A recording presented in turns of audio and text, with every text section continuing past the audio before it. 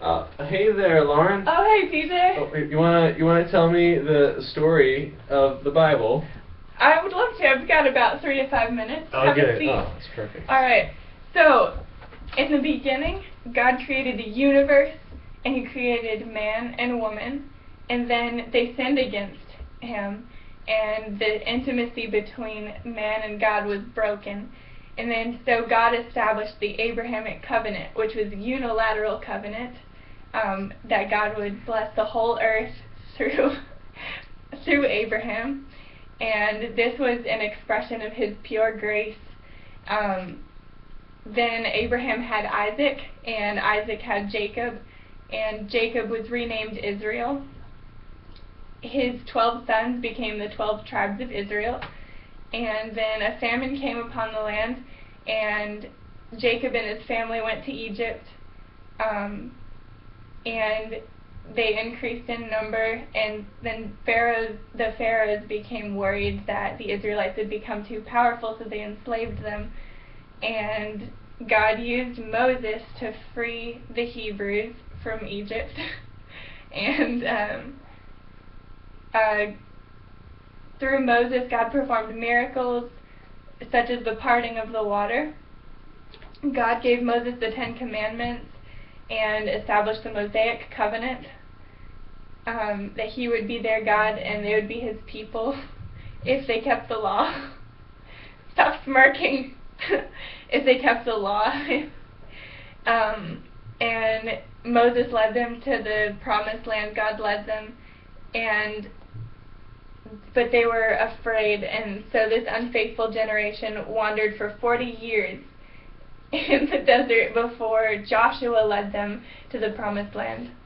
Then there was a series of judges who led the Hebrews, and many people stopped worshiping Yahweh during this time.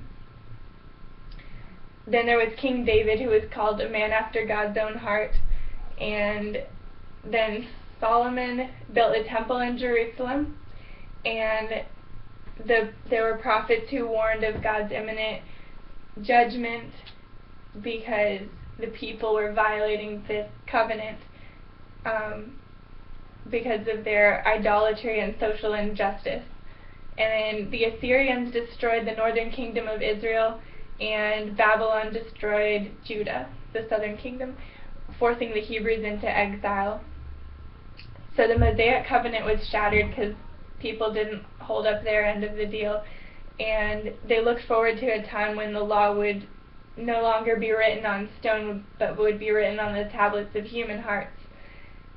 This was called the New Covenant. Then God's people returned to the Promised Land and rebuilt the temple, but God didn't dwell in the temple anymore. The law no longer defined the covenant relationship between God and His people.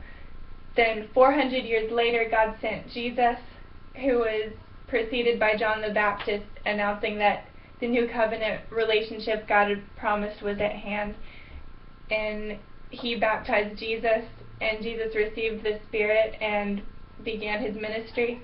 Jesus preached and performed miracles and preached about the importance of the heart.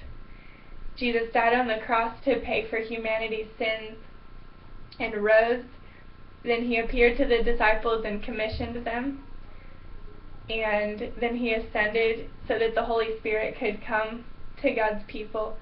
Then Paul was converted from Saul, and he and Barnabas left Antioch to go to Asia Minor on his first missionary journey, where he opposed the false teaching of the Judaizers, who said that you had to keep the Mosaic law and Gentiles had to become Jews in order to be Christians.